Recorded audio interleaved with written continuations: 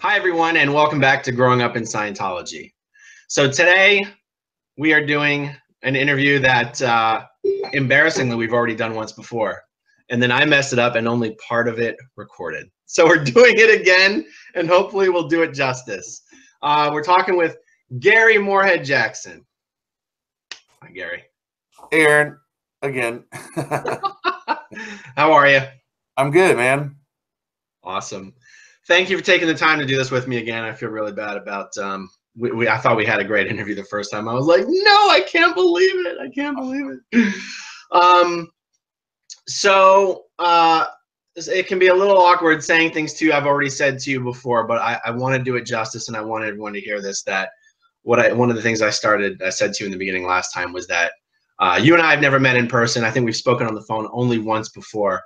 And literally everyone I have ever met who knows you has had nothing but the most glowing words to say about you. And that's always stuck with me. Even never having met you, I was like, what kind of guy must Gary be for everyone to say such wonderful things about him? So I just wanted you to know that. You're saying it again. Okay. I'm saying it again. Well, thanks. I am just who I am. That's all my answer is. So totally understood. And so hopefully if you're watching this interview, hopefully you've already seen Gary's episode of Scientology in the Aftermath. I don't remember which number it is, but I should probably look it up right now. Just to quickly summarize, what was because you didn't tell like your whole life story on the episode. Obviously it's not even possible to do that. What was the general subject matter of your episode of Scientology in the Aftermath? There was two aspects, pretty much one of which was only really covered. One was my actions and the things I was involved with, the development of the security system, and the other aspect, and also blows, the recovery of people who had left, ran away from the church. From the international base? Yeah. All my involvement in the Sea Org, 90% of it was involved being at the Int base and anything and everything Int base. And then the second part was the loss of my marriage, the loss of my beautiful wife. Right, that's right. And that really wasn't covered, but some of its emotions were tied into the story that you heard. Right, that's right. I do remember that. Yeah. So recently, I had put up an interview with Mike Laws and Janice Gillum-Grady, and we were talking about their experiences helping other people kind of get on their feet in the real world after having been in Scientology and the Sea Org for decades. Right. So they were talking about their own personal experiences in that regard, like for themselves, and then also helping others do the same thing. And then, and so you saw that interview, and so what did you think about that? Well, I really went down the path of reliving what it was like for me, and then I realized, hey, maybe another perspective would help the listeners see how diverse coming off staff can be. But there is a commonality that they'll find pretty much with everybody. So I felt that I had something to offer, hopefully to help more people out there. That's awesome. Yeah. So you, I think in the last interview, we did spend a lot of time going off into various tangents, and people love tangents when we do the interviews. But the one thing that occurred to me is, like, I don't know if you've seen any of the interviews I've been doing with Nathan Rich, but we've probably put up over 8 hours of interview so far. And we could go off into tangents all day long and it would be fantastic, but we'd have to prepare for like 10, 11, 12 hours in order to do that justice. Right. So how about for this interview, to the degree that we can, we'll stay focused specifically on the subject matter of leaving the Sea Org. Now for you, there was a difference between the time you left the Sea Org and the time you left Scientology, but leaving, getting acclimated in the real world, getting on your feet, what that took, what the challenges are. And I'm saying that because I know the viewers love the tangents, but we might, for the purposes of this video, tamp down on them a little bit. Right. Does that sound like a good strategy to you? Well, it is. It is quite common, though. I think the fact that you bring that up, everyone's sitting there laughing that we initially start talking about apples and then somehow we're into zebras. and then how the first flight on planet Earth took place. You know, it never ends in which it started. That's right. That's right. I know when I was doing the series of interviews that are on the channel with Mike Rinder, I had my list of questions, and then every time we would start to get off on a tangent, we'd be like, "Oh, we don't want to get off on that tangent." Yeah. And in the comments, everyone was like, "No, we want to hear the tangents. Those are the interesting parts." Well, if that results in this, I'd be more than willing to come back and fulfill answers to those, you know, and just make this little activity more interesting, I guess. Absolutely. And that's why I love this platform, because we can just keep coming back and we can talk for hours and hours and hours. Yeah. So you were at the Int base for how many? You went to the Int base pretty darn quickly after getting into the Sea Org. Is that right? Yes. Yeah, I joined the Sea Org. Well, yeah, that makes it sound like I sought it out and, you know, willingly filled out the forms to join staff. I followed my mom into the Sea Org in '79 and ended up at the Int base in early '82. God, was your mom at the Int base as well, or did you go up without her? Yeah, I went up without her. I got it. So you followed your mom into the SO, and then you eventually got promoted up to the Int base quickly. Correct. Yeah. So once you got there, how many years were you at the Int base? From 1982 to 1997. Okay. That's a long damn time. Yes. And then the last year of my employment at the Int base, I spent 365 days literally routing out. That's right. That was the thing I was really kicking myself. We had spent so much time discussing that subject. Let's spend a little more time going over that ground again, even though it's like pre-leaving. Well, it's important also to at least give some sort of input what it was like for me routing out, because people are now sitting here watching this have their newfound freedom, and it helps to understand what we all went through to get to the point of where we are now, which is no longer on staff and pursuing our own freedom of choices. That's right.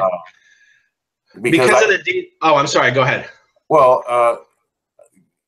I'm now curious what your question was, because I was going to get into what I was doing. Right. Oh yeah. Well, I was going to point out that because a lot of the stories that have been featured in the press are guys who did specifically have to escape. Like when I say escape, I mean, you know, trick or force their way out. So Ron Miscavige Sr. escaped. Right. Marty Rathman escaped. Mike Rinder escaped, even though it wasn't from the Int base. You know, Debbie Cook had to basically threaten her way out of there. And stories like that. I do get a lot of questions from people who are confused as to why it sounds like some people literally had to break out of a prison and some people just were able to ask nicely and leave. Like, so there's confusion amongst Scientology watchers why you hear differences in the story. So you left what Scientology would call the right way, and it took you an entire year. This is what I'd like people to understand. So just take it away. And okay. Back in early '96, this is when the golden age of tech was being developed. It started at the Int base. We were piloting it, running it amongst ourselves, running it through our own qual, developing all the drills that eventually came out to what we now know to be the golden age of tech. Dave was personally hands-on with that every step of the way. No other auditing, nothing. It was quite the evolution going on at the base. The E-meter read simulator was being developed and tested. Staff were being used to generate those reads that then would be electronically captured and programmed into the read simulator. All the read it, do it drills, everything. So it was quite intense during '96. And that was shortly after, reasonably, I had come off of the Incom mission, where that's a whole nother story, but I was kind of at the highlight of my career in the Sea Org just before I went off. I even was promoted to an officer position by Dave himself, by Goldenrod, and presented in front of all the base staff. So I wasn't high on my own ego. I was very proud of myself, where I was and what my dedicated view was in the Sea Org. I mean, prior to me leaving, I was 1,000,000%. I used to profusely tell my guards that there's two things I'm certain of. I will be married for the rest of my life until my balls are dragging and her tits are dragging. That's what my wife and I used to joke with each other about. And I will be in the Sea Org for the rest of my life. And I felt comfortably proud with that. I'm telling you that because that was part of how rough it was for me to step away from that when these series of events took place that resulted in the light switch going off. And I was very proud of the fact that that base was 100% secure. There was no incidents, no external incidents, no attempted break-ins and all that. And it pretty much reached out for a 2 or 3 mile radius around the base that even the local sheriff's department made comment about. That there's never any incidents out there. When we get a call from 911, they arrive, it's already well in hand and secured. So, you know, as a security chief at the base, I was very proud of that. Internally, it was difficult to deal with how many blows there were. So that was always a constant, how many internal security threats there were, something I could never really fully control, except for the physical whereabouts of who we perceived to be our own threats.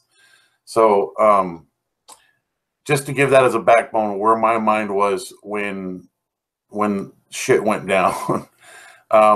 So Dave was on this tangent. There was also this other thing occurring where he was reestablishing new international management or middle management staff on each continent throughout the entire world, where he wanted everybody replaced. All the new people were brought to the base and specifically trained to Dave's direction. So it was that the new era of management at Evolution?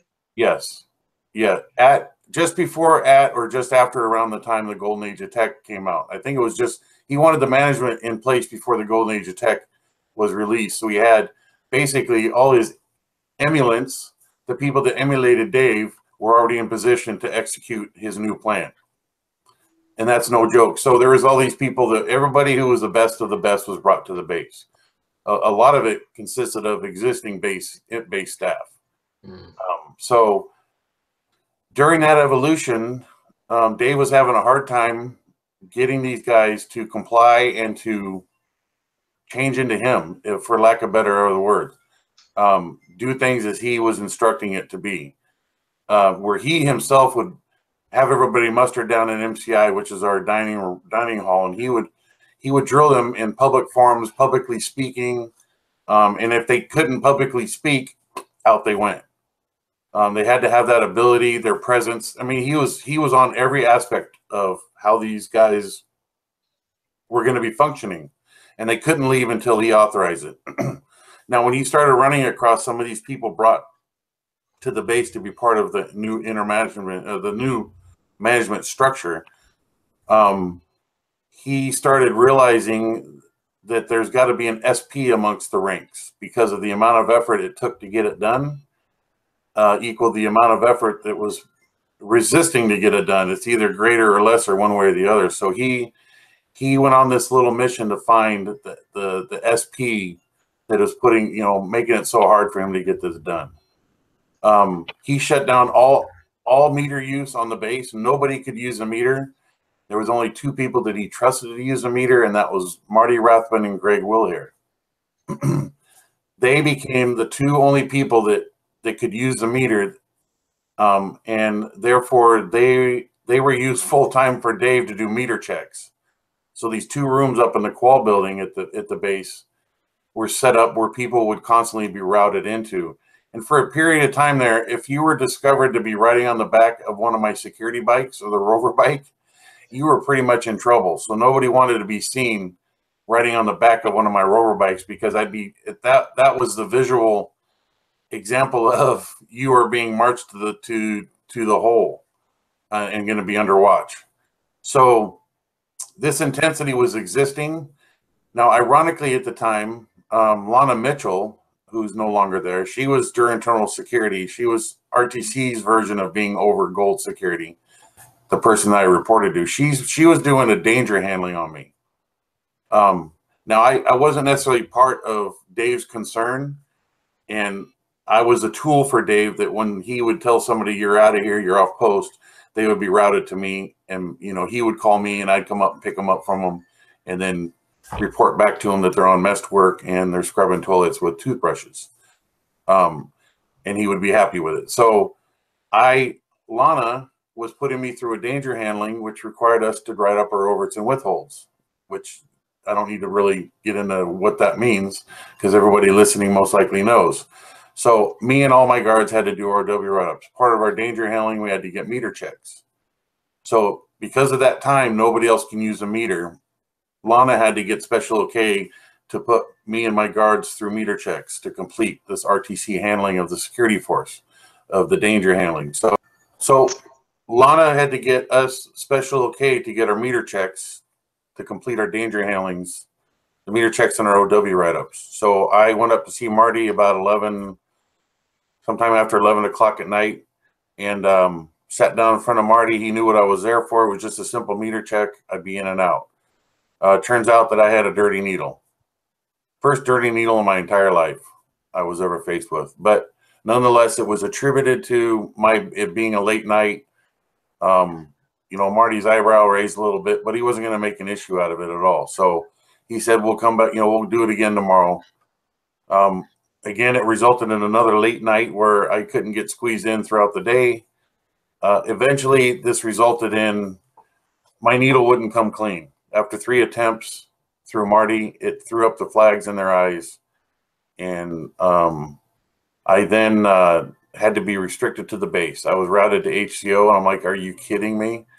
I was telling this to Marty that, you know, by you putting me on the back of my own rover bike now and taking me down to HCO is just going to create insecurity amongst my own guards and the staff.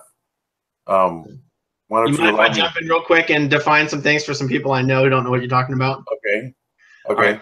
So you mentioned that a danger condition handling was being done on your area. So generally that's when some senior person is unhappy with the job being done underneath them, and they say you're assigned a condition of danger, and they basically now have the right to do your job for you and sort of bypass you and ignore you and all that kind of stuff.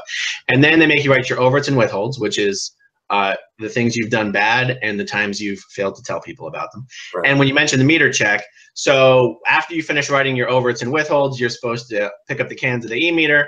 If your needle's nice going back and forth cleanly, that's called a floating needle, and that's supposed to mean you've told everything there is to tell. And if your needle is dirty, that means it's just kind of ticking around a little bit like this. And that's supposed to mean that you're holding on to something that you haven't told. You have a withhold. So you finish writing your OWs, you get a meter check from Marty, your needle's dirty, so that's supposed to mean you're not telling me everything. And then you get a check again the next morning, and he's like, you're still not telling me everything. So now you're in trouble, but you're the guy who's the security chief. You're the guy supposed to be getting other people in trouble, but now you're in trouble. Securing those that are in trouble, that's right, and having 100% trust on my back, you know. But now I'm becoming one of them. Right, it'd be like if the prison guard was put in jail for a night or something. That's right. You know, the warden was put in jail. The warden suddenly has now become an inmate. And literally that happened overnight. So this was occurring over the course of 3 days. It progressively got worse each day. And then the final day, Marty became so concerned that he personally escorted me down to HCO, where he walked me from Qual down to the gold building to hand me over. He didn't trust me enough to walk out of there and go down to HCO myself. He had to escort me down. So on our way down, we run across Dave. Dave rolls up on his bike and goes, "What's up?" And he does one of these, "What's up?" and nods over like, "What's up with him?" So Marty tells him that my needle's dirty and it won't come clean. And Dave just goes, "Figures," and then takes off. Anyways, exactly. What a dick. Once you experience that as an int-based staff member, you know your life's misery from there on out. It's a simple statement like that means a world and lifetime of change and misery and sorrow. So I can't even, it's such an understatement. It's incredible. But what runs through your bones and your soul is this is going to be an event. Right. And another quick thing I'll jump in is HCO. You keep saying we'll be taken to HCO. HCO is Division 1, where the ethics officers and the security guards are posted on the organizing board. And then Qual, you mentioned Qual. That's Division 5. That's responsible for fixing staff members, as opposed to just punishing them. They're responsible for fixing them. So Qual and HCO kind of generally loosely work together if things are working right. Yeah, if one can't handle it, they send it to the other. If you're not getting fixed in HCO, they send you to Qual. Try it there. If Qual can't make you better, they send you down to HCO. Okay, so Marty's basically marching you away. Miscavige has figures, piece of shit. Yeah. And then so this starts a process that takes a year to wrap up, right? Well, yeah, this year thing was based off of, it came down to the language of, once they started decimating my life, they then started chewing into my wife innocently. They took her off because they figured, based off of a previous incident, that where she got pregnant and we already went through the abortion, that she was more than likely the cause of trying to take out the INT-based security chief. And she was really who the threat was to the security of the INT base. And she was perceived as the big threat, which I know was a bunch of crap. Anyways, I found her down there in HCO in a separate room being yelled at and berated and what your crimes are, and she's just in a bawling mess. And when I heard this, I busted through the 3 guards that were standing outside my little pillbox of an office, MAA office, to oversee my further writing up the OWs I haven't written up yet, supposedly. And that just turned into a violent mess, where I went over to physically protect my wife from these people just verbally degrading her and chewing into her and calling her every name in the book. And she has no idea about the wrath that's going to be borne down upon her. So I just went there physically in her defense. And then Marty came down because things were getting out of hand. He ripped my badge off my shirt, said, "That's it. You're done in security. You're no longer the security chief." And took my belt, my Sam Brown belt, my radio, everything off of me. I was done. And that was the light switch for me. Once I knew that happened, because I know how the system works, there's no turning back. I said, "We're out of here. We're leaving." So we were both separated, but stayed down on the property over out at the old Gilman house, which was basically the hole back then. And since we're on the subject, people need to understand that what they've all come to know to be the hole, the double wide trailers with the bars over them, that's just the current version of the hole that has existed for years.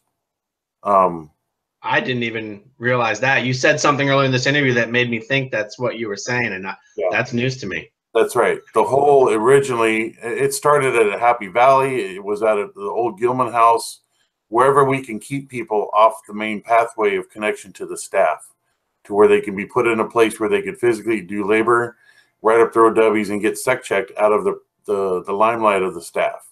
So Gary, just me and you talking, just in terms I understand, is the whole basic, would you define it as the, what's the word, the purgatory area where people are kept when they're not officially on the RPF and they're not officially declared and they're not on post? It's purgatory, and it's a prison of its own making, no matter where it happens to be located.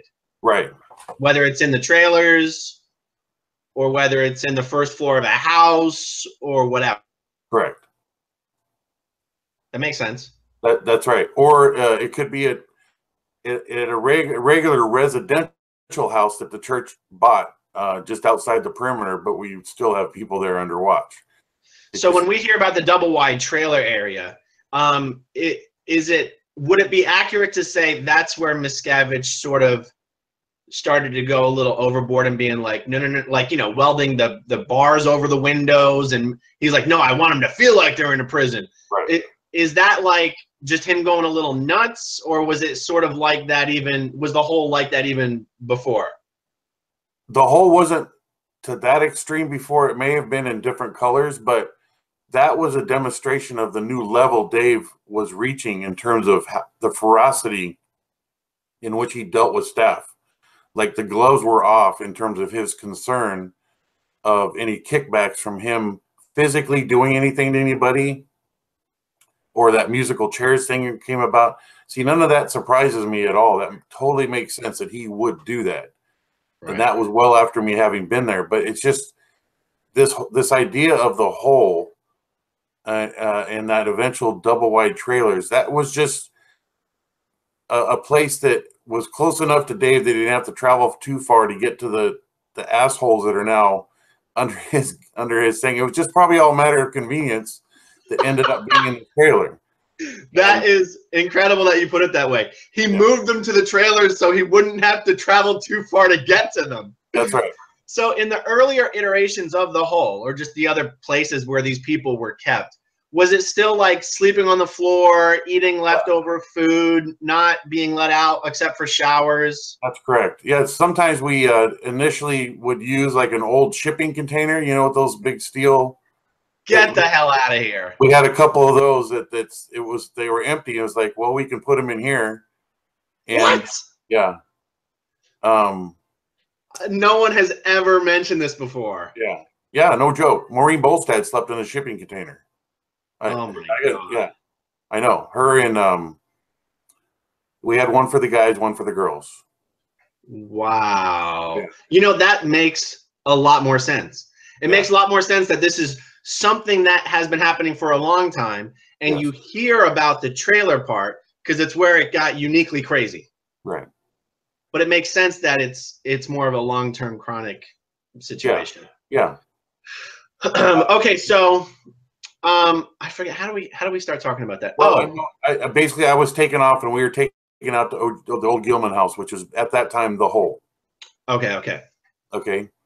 So this is in 96 leading into 90. Did people call it the hole even back then? No. Okay. It was called OGH. No. I know that the structure was called OGH, but if you were being sent there, would people say, go to the hole? No. Is the word the hole something that was created just to refer to those trailers? I'm going to say that came out of Dave's mouth because it was the perfect degrading thing to say, that it was the hole. I got it. And if not out of Dave's mouth, some other kiss asses persons that named it the hole to make Dave sound good to Dave, right? But you know how that name came about, just probably by default, and that's what the environment was. It felt like you were in the hole, you know. And you could reference some movies, you know, some guys in prison that they get sent to the hole, you know, and they know what that means. Well, that's most likely the thing that tickled the idea of let's call it the hole. Right.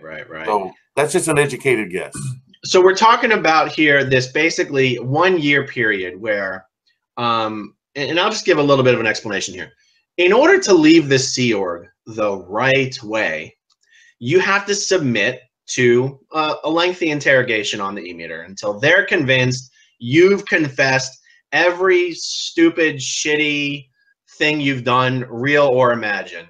And when they're satisfied, you can't come up with any other bad things that you've done. Right. They will eventually let you go, give you your giant freeloader bill for any Scientology you did while you were in the Sea Org, and you're off into the normal world. I mean, I don't know about, I mean, sometimes, well, when I left, they were giving everyone like $500. And these days, I think they're giving people more.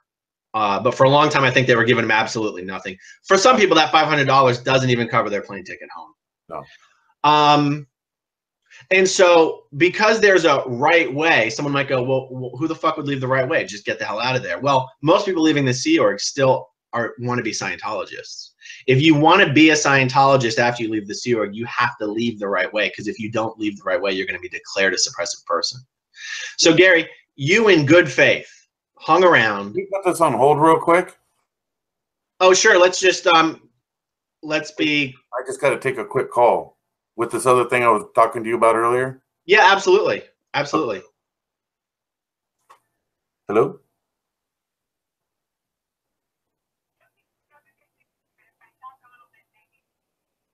Okay.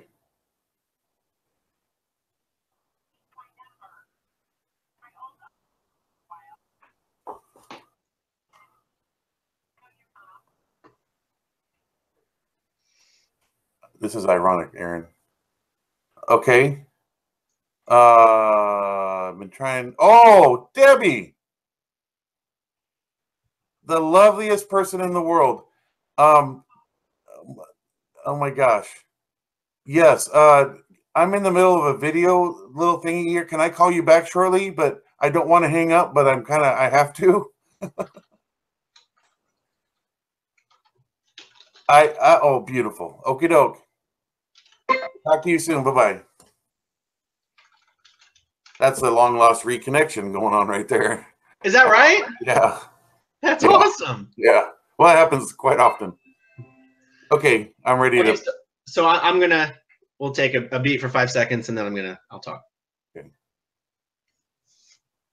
So Gary, you in good conscience, tell everyone there, you're going to do everything you can to leave the right way and leave on good terms and do it the way they want you to do it. And it takes an entire year. And one of the things we discussed, the last time we had this conversation is Sea Org members know that when you say you want to leave and you're willing to do it the right way, they drag it out for as long as possible because they don't give a damn about you and your priorities and your desire to get on with life. They're like, you're here on our terms, you're going to leave on our terms, and you're not our top priority. This is one of the things that keeps Sea Org members from pulling that trigger and deciding to leave, even though they want to leave. I wanted to leave so many times. Yep. And then I was like, it's not worth it. It's not worth the hassle. It's easier for me to sit here and figure out how to feel better about my circumstances than it is to go through the trouble of, am I going to get a divorce or am I going to stay married? Am I going to, go through the embarrassment of being trotted around the base doing menial labor when people are used to seeing me in some sort of a relative executive position, that kind of stuff. And I think that I just wanted everyone to understand that even when you were doing it the right way, they drug it out for an entire year. That's right. And see, I going into this, I knew that every trick of the trade was going to be thrown at me because I was a security chief to keep me secure, either get all the goods out of me and convince me to stay. The biggest problem that I had was, like I was saying earlier, the wrath that was going to be borne down upon my wife, who has no idea what's at play here. She worked in makeup. She was a makeup IC or makeup in charge in Cine, just doing people's makeup. She never was involved in any of this. She was aware of the stuff that I did because a lot of times I wouldn't come home and I'd be out looking for people, but she didn't know the dirty deeds. Okay. Now it's being stuffed down her gourd and she's being forcefully feared into giving up her crimes. And, the monster, literally, I can't give you any other concept other than this big monster is now closing in on your world. You had no idea it existed in the first place. And you just truly are to your bone fearing for your life. So I was trying to be her protector and her guider through that. I knew the wrath that was going to be borne down upon. I know how to deal with it.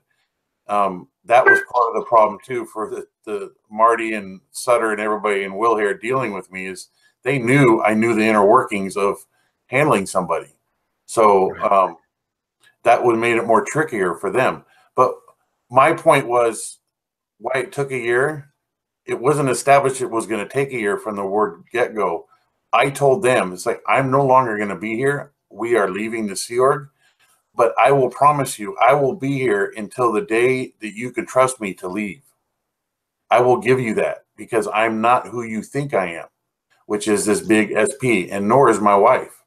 So I will give you whatever it takes time-wise for you to convince yourself that I am not that SP. And that just gave them carte blanche to make any effort.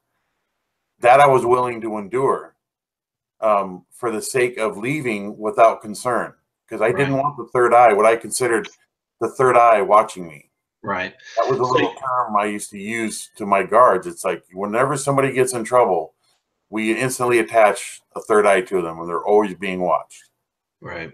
So the last time we talked, you explained, and I know this is true for other people I've spoken with as well, that during this whole process of you routing out of the Sea Org, is what they call it, routing out, you and your wife were kept separated. Is that true? Yes. And initially we did not want that to happen. I told her that they were going to physically separate us and I would not stand for it. But it led to us physically being interlocked. and they were tugging that way and they were tugging this way, trying to separate us, and it was hurting me physically. And I decided to relax to give my wife, if it was hurting me, it's got to be hurting her twice. So I just relaxed my muscles a little bit, and off she slipped. Oh, you're talking physically being removed. Physically separated us, like tug and pull.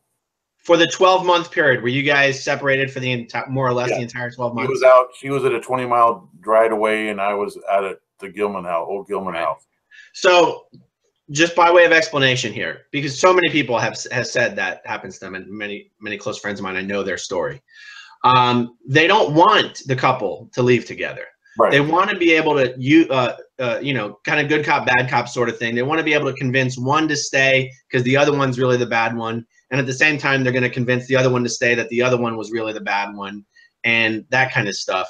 And so the last time we had this conversation, you explained that during this whole period, you were not aware that secretly during this time period, another Sea Org member who was also leaving, you weren't allowed to be in touch with your wife, but this other guy was. And over time, he's seducing your wife and convincing her that when you guys leave the Sea Org and he leaves the Sea Org, they should get together. And no one's telling you about this. No. That's the gross part about this whole thing is I didn't foresee that happening. I didn't know it was happening. Every step of the way, I was always given daily promises that I eventually would see my wife. I let my hair grow out down to the middle of my back. I had a full-on beard. My wife is the only one who cut my hair for years. So in my own little protest, I let my shit grow out. And I had, like I said, it was down to the almost the middle of my back, and I had a full-on beard, and I just refused. They kept telling me, cut your hair, and I'm like, not until I see my wife. And it was kind of like that one little ticket that I had that they couldn't control me over. That eventually led to us being able to see each other. And, you know, people can say what they want, but I think a man and a woman, when they're truly in love, they have this this unspoken communication that you know exactly what the other person's thinking and doing. And sure enough, she was a lot more at that than I thought, that she was trying to slip me. And here's another trick of the trade to give you an example. If you stretch a rubber band out and hold it so it's stretched out, you can write a whole message on it and then let the rubber band relax, and it just looks like a dot of ink. So she did that. So I told her about that one time. She did that and gave me a rubber band while our hands were being held. She kind of slipped it onto my hand, and then I stretch it out, and there's her message. And that's why we're being supervised. We were able to clandestinely communicate. Yet we could see each other, but we had two people watching us, so you can't have an open talk with each other. Anyways, I mean, any normal person watching this video is going to be like in disbelief that two married people have to sneak messages to each other like they're doing a drug deal in the prison yard. That's right. That's right. That is no joke. And you have to scream and holler day in and day out for that day to even happen. Right. They don't want it to happen, and they separate you because of they tell the two parties that two reactive minds are nothing but trouble. So let's deal with you as individuals to get your reactive mind less reactive. That's the sales pitch that they give you, that we care about you. Well, let's get you some auditing. Let's reduce the reaction of the reactive mind, and then we'll get you guys together. Where we're they're isolating you for your own good so that you can get your head straight. That's great. Where their own problem is, and this is what I knew that Sherry didn't know, is having two people resist the system is a lot worse than having two individuals resist the system, because now you've got basically a gang ganging up against them, and no guarantee that you can have either or. It's like Jesse Prince and his previous wife Monica. You know, Jesse successfully allowed himself to remain together with his wife throughout the whole time that they ratted out, and that was nothing but a battle for the church.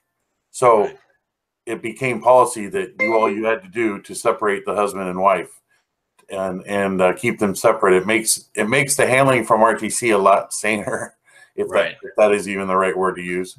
Okay, so you and your wife are going through this whole process. Unbeknownst to you, your wife is being intentionally distanced from you. Your wife, you explained to me the last time we spoke, your wife winds up officially being allowed to leave about a month prior to you. Yeah. By the time you are allowed to leave, you don't really know the status of your marriage. You don't know what the hell's going on. You just know that you want to fix it. You want to make it right. So you, and I'm only fast forwarding here a tiny bit. Sure. You mentioned before that Marty Rathbun was the one who did your OW meter check and you had a dirty needle. And so someone decided only Marty Rathbun could give you your final meter check. Marty Rathbun was in Los Angeles dealing with some other church business. You go to Los Angeles to get your final meter check from Marty personally. Marty gives you the meter check. You pass. He says, what happens now? And then what do now? Yeah. What do you say? I said, I walk out that door and I look for a bench to sleep on, Marty. I've got no money. I've got what you see I'm wearing, and that's it. And so they literally didn't even give you the 300, 400, 500 bucks. Nothing. No, I CSW'd. I wrote proposals. I submitted proposals to get a loan, have it added to my free order debt, asked for my back pay, which was thousands of dollars. She and I were both owed over $10,000 in back pay. And $10,000 is years of makeup pay from not being paid. It's not like a couple months worth of income for the both of us. That was years of no Sea Org pay. So we did the math and it ended up being over 10 grand. So that would be our starter money. They refused. They led me up to believe that I was going to get it. I wrote it all the way to the international finance director to get it approved. And within the last few minutes on the final stretch, I get told, no, you're not getting a dime. And again, being used to make me feel like I'm a piece of crap. You're just a piece of shit that we unfortunately stepped in, and now you're stuck to our shoes. So we're trying to shake you off, and you're not getting any money. That's the way you feel. Incredible. So Marty asks you, what's next? You basically tell him you're going to go find a park bench to sleep on. Yep. He pulls but you tell him that your top priority is going to where your wife is in Louisiana. Trying to recover my marriage, and she's in Louisiana. That's right. Marty makes some phone calls, pulls some strings, gets you a plane ticket to Louisiana. You go to Louisiana. Where do you stay immediately instead of a park bench? I stay at my brother-in-law's house in downtown Baton Rouge. Was he a Scientologist? He was the highest class public auditor that one could be, I think, which is a class 8. Right. So because you had left the Sea Org the right way, you were still allowed to be connected to Scientologists and whatnot. Yes. Yeah, they had no leverage over me not talking, because I met all their needs and agreed that I wouldn't be an a-hole and go out and speak against Scientology. So as long as I did that, they would allow me to be in touch with Scientology family and friends. So your in-laws had not been turned against you at this point? No. Okay. In fact, So they weren't told anything by the church. It just, they naturally came with the questions of why'd you leave the Sea Org? They instantly think it's a negative thing. You have to turn a turd into a Twinkie, and make it sound good. Make it like everything's cool. Right. Like, I can't tell them the misery I just went through. So this is where I'm a little torn, and you tell me which way you want to go with this. There's two parts of this story. There's everything that's happening in your personal life during this time, trying to restore things with your wife and everything that happens for the next couple years. And then there's the part of the story about how you land on your feet, career-wise, professionally-wise, how you make money, what that takes, who you had to ask for help, how that went. Do you want to focus on both parts of this story, or do you just want to focus on the getting on your feet part of the story? We'll transition now into getting on my feet. I kind of feel that what we've already discussed gives the listener and viewer a taste of what it was like for me, what I'm faced with, what I was burned with, to now move into how am I going to survive? What am I going to do from here on out? It gives the viewer an understanding of what's now on my back. It wasn't like everybody left clean and happily and woohoo. And I wasn't feeling like the loneliest man in the world. I mean, I couldn't have felt any worse. So having that now burdened, I begin the journey of what it is that I'm going to do. Right. So you land in Louisiana. You at least have a roof over your head because you're staying with your brother-in-law. Right. What's the first thing you do as far as, okay, how do I make a buck? Well, my way of doing that was my offerings. I mean, it's the natural urge of a Sea Org member to always be in exchange. So, you're still leaving with a lot of these beliefs. And so you feel you have to keep your exchange in rather than you can be a true resident there and not even realize you don't have to pay a dime back. They're telling you don't have to pay anything. Well, I want to do something. So I worked around the house for my exchange. That eventually led to me working in a family surveying business where I was out surveying commercial buildings out in the marsh and all that. But my main concern was, and then I made a little bit of money doing it. Was surveying a skill you already had, or did someone have to teach it to you? No, I mean, as a SEER member, you feel you can be given anything and learn it really fast and then apply it. That's what happened. I wasn't reading the surveyor's equipment, but I can go out and pound stakes and drive a quad around in the marsh, and that's what I was doing. Cool. So I did that for a while.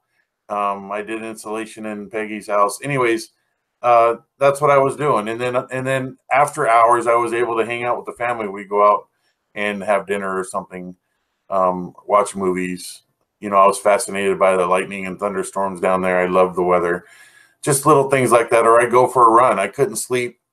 I'd go for a run down along the Mississippi, up and down the steps of the Baton Rouge or the state capitol, and just sometimes stay up all night, just like sweating bullets. How am I gonna get my wife back?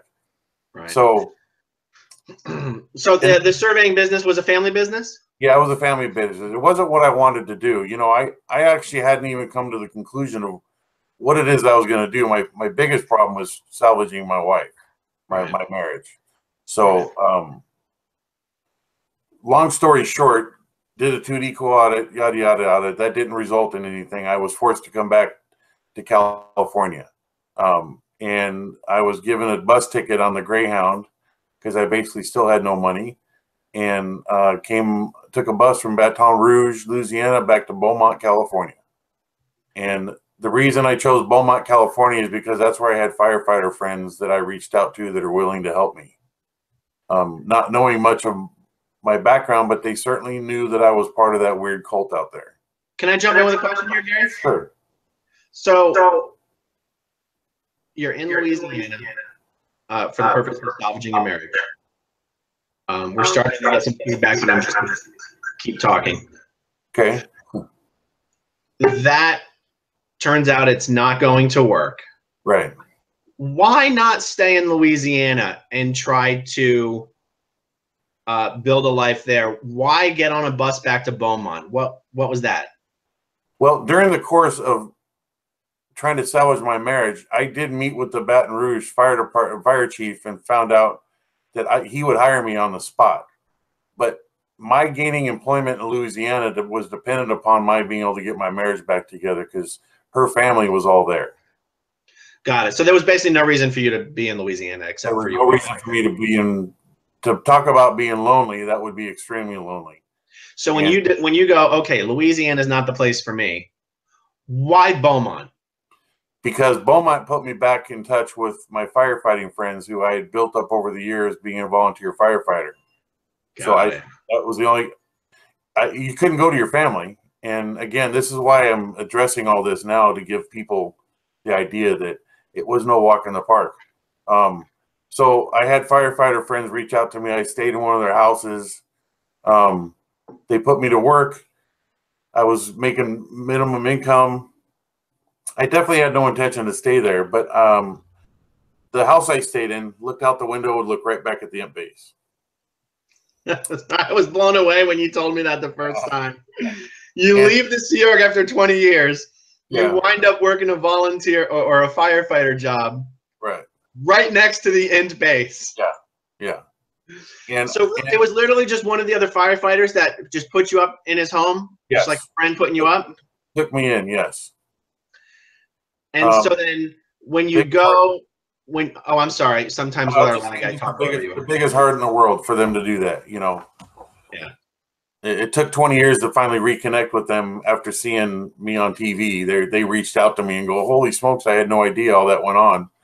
And it's like, I never got to talk to you, and thank you for letting me stay in your home. She was like, God, if I would have known that was going on, you would have had a better life, you know? So you've gone to Louisiana, you've spent time there, you've done work, you've gone back to Beaumont, you've got a roof over your head, you've got a job, but you're still not on your feet. You're someone else is putting you up. You've got a job, but it's not paying enough to get your own place. So you're still leaning on others at this point.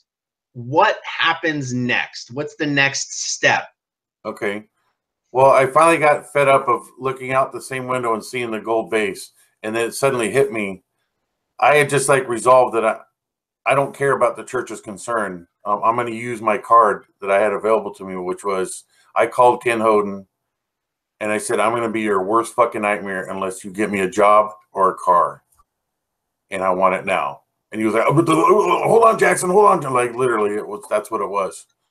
So what was Ken Hoda's job on the base? Just like it's not like you just called an old friend. No, yeah, that's right. Ken Hoda he's the port captain. He was basically the public relations between the base and the outside world. Right. He was the middleman in that relationship. Ultimately, he would, you know, he was the one that drove me off the base and so on and so forth. Well, yeah. So, Gary, before you called him, did he know you were working at this fire department right next to the base? Because you think if he's in charge of the relationship between the base and the community, you think he would have been like, oh shit, we can't have a former Sea Org member working at the fire department next door. See, that's the whole other ironic story, which is very humorous.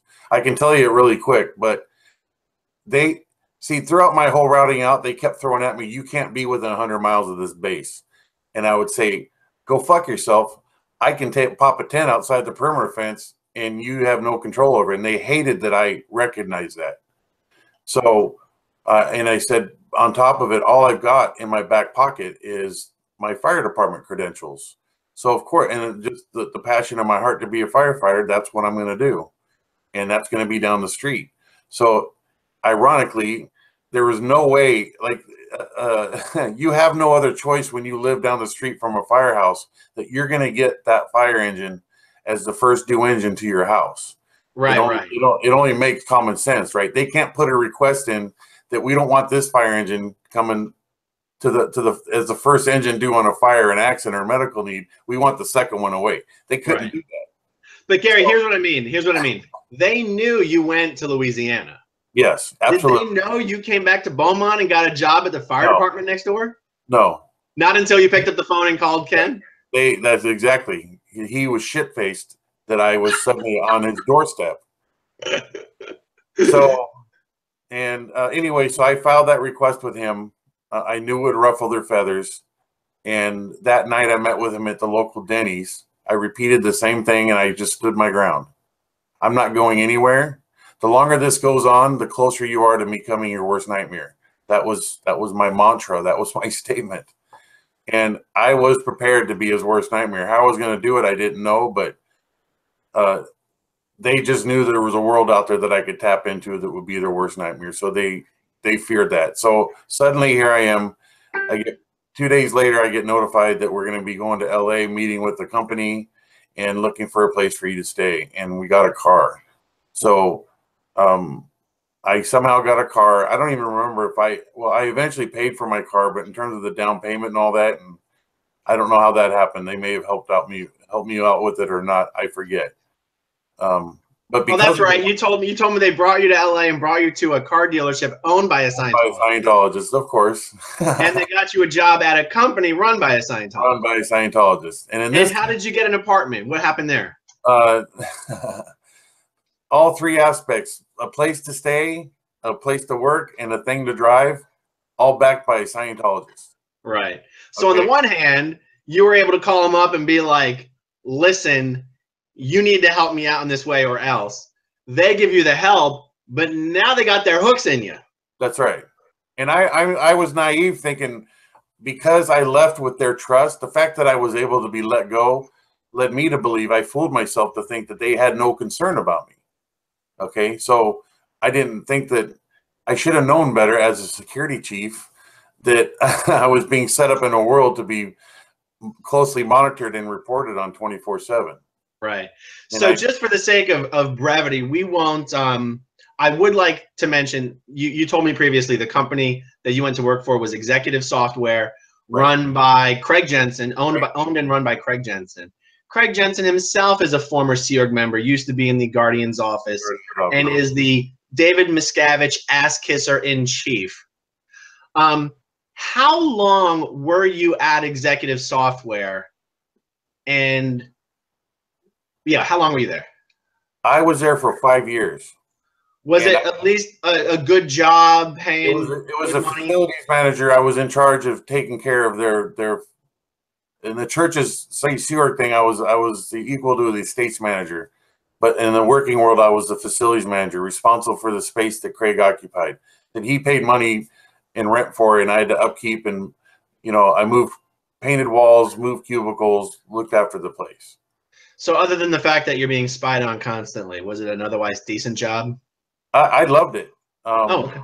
Well, it was because I could take my mess work talents and put them to immediate use.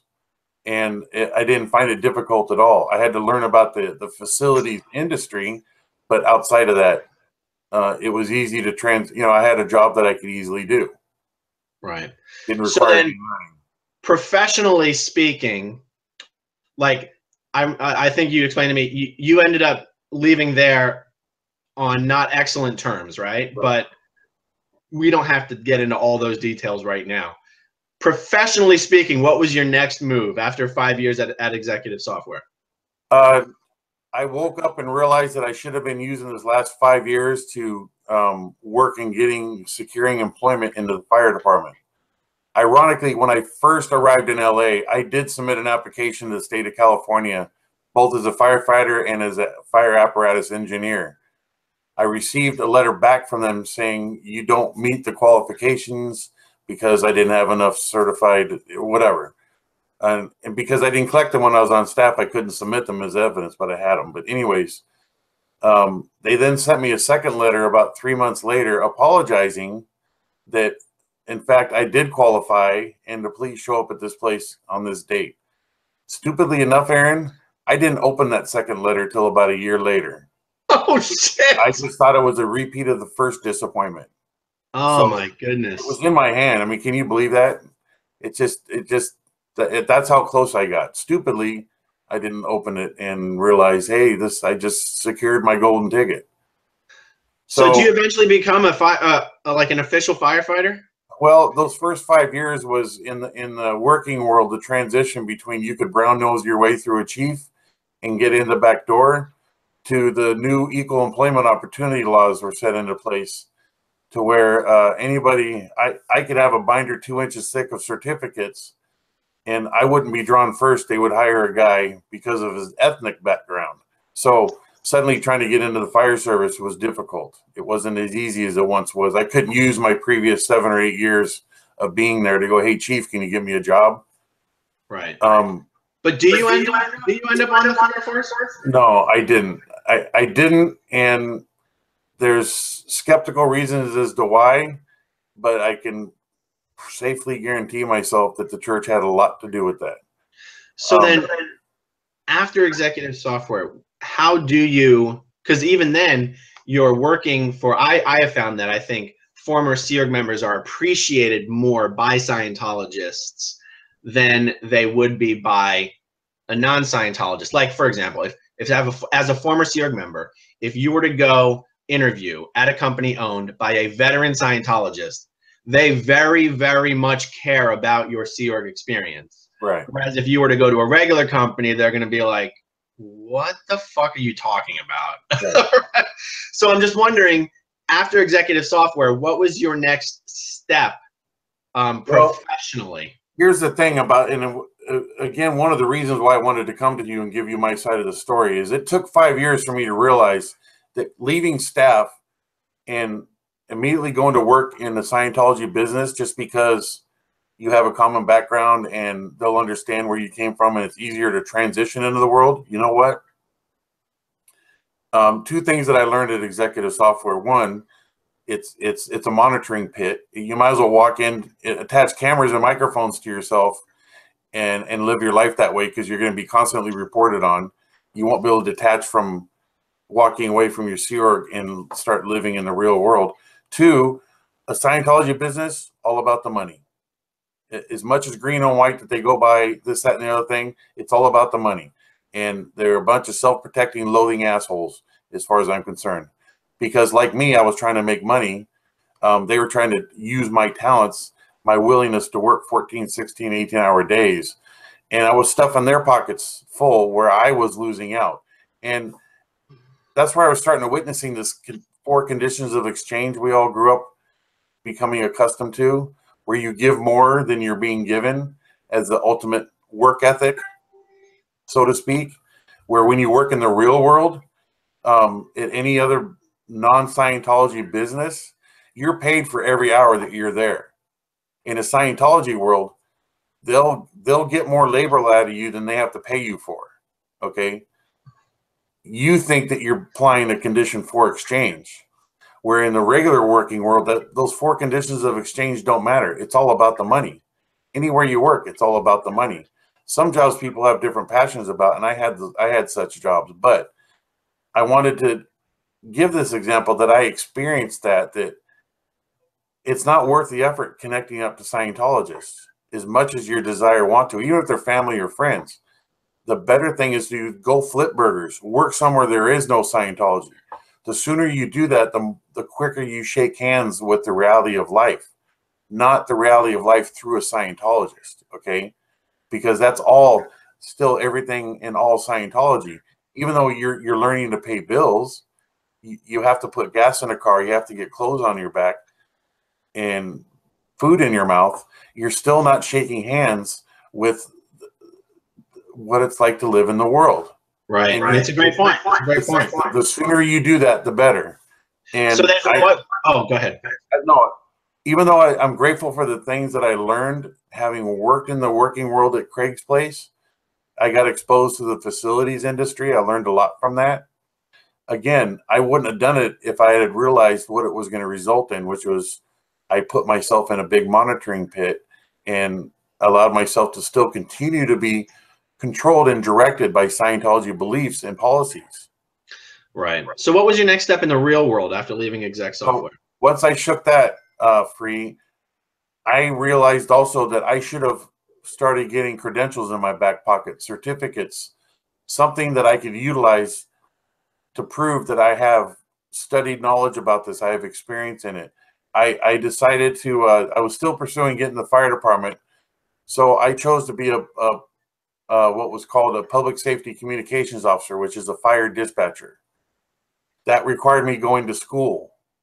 I took advantage of the schooling that the fire department offered to me as one of the crew, as a firefighter for the Riverside County. You could go take accredited classes in their college.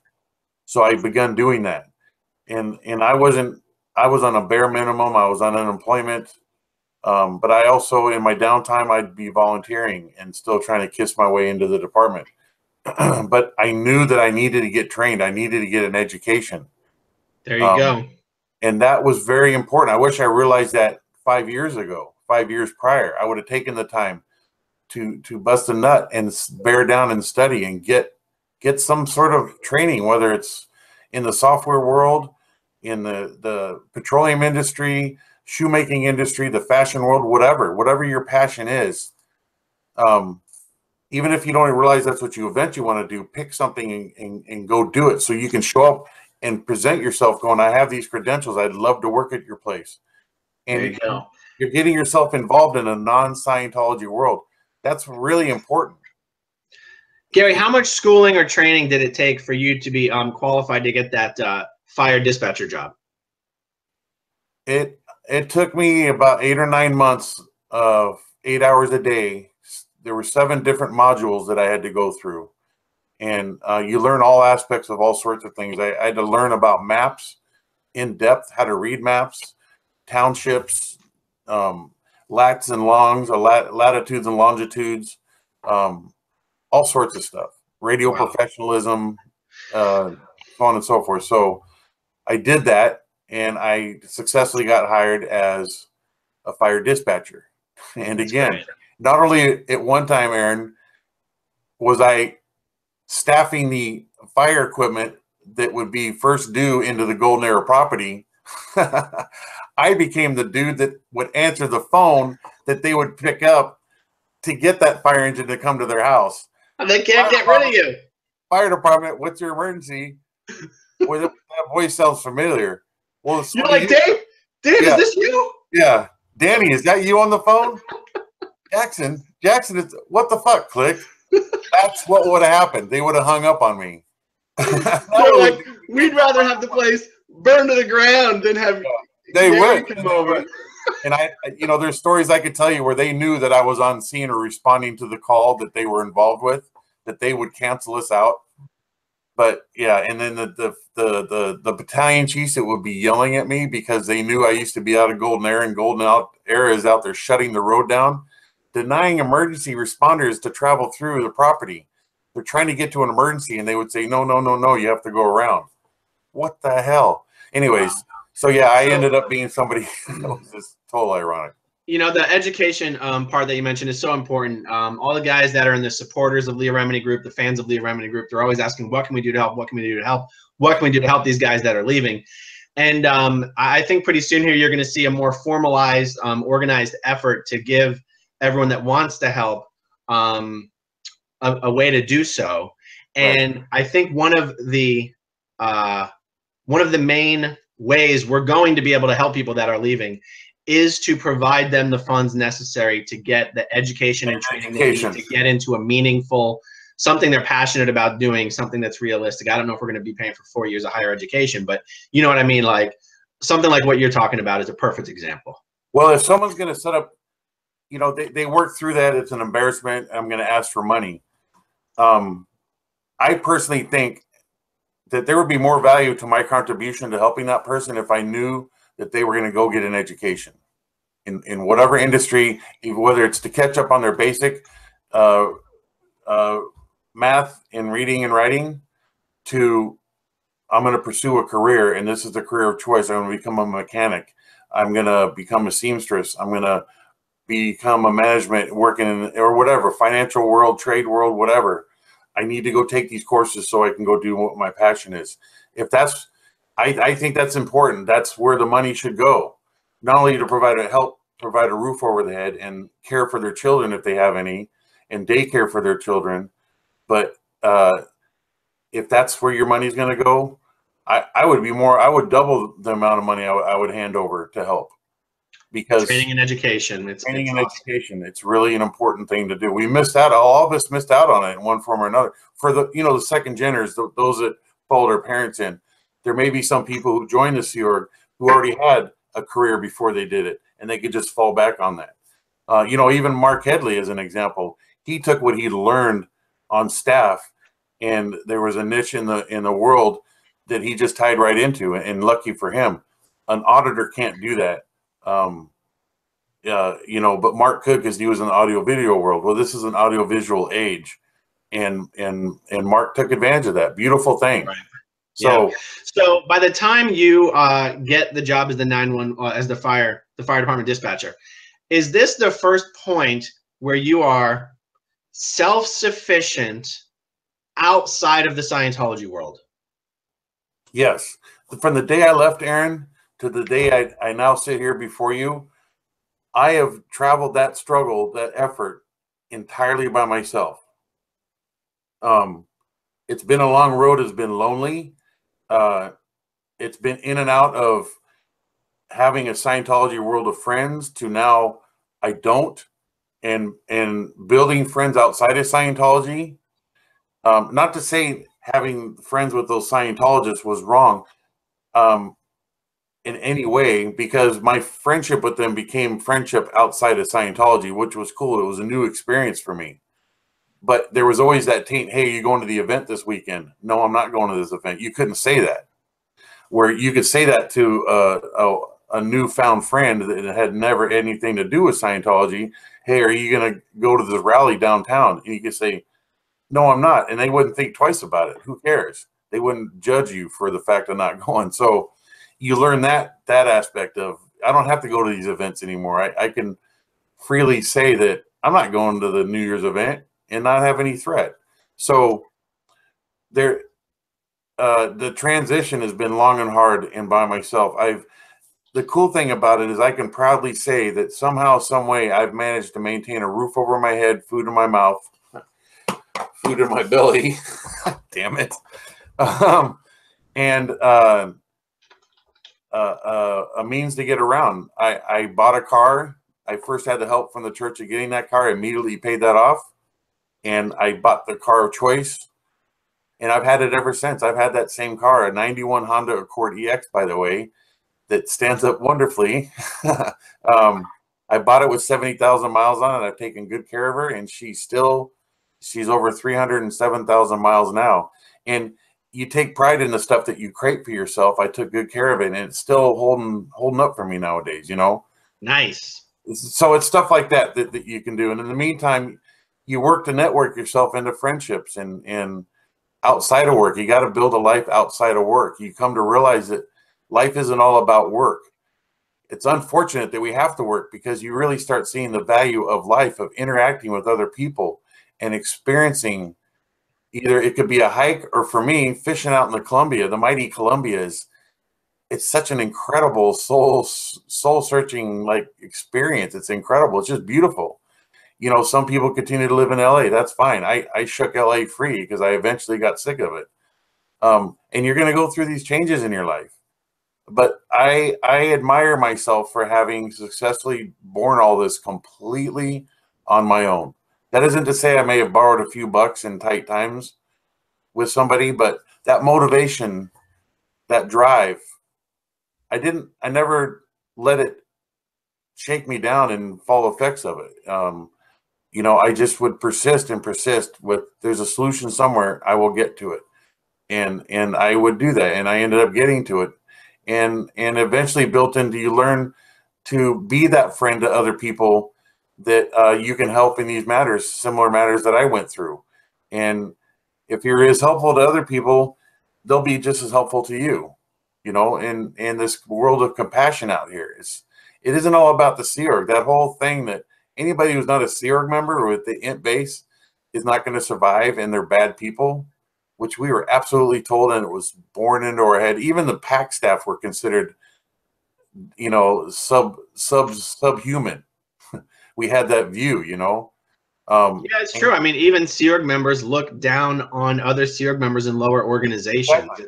It's one of those things that when you're out of it for a while and you realize that that's, I mean, you always knew it, but you don't really see it when you're in it. And you go, if Scientologists even believe what they claim to believe, they wouldn't look down on other Scientologists so much. Right.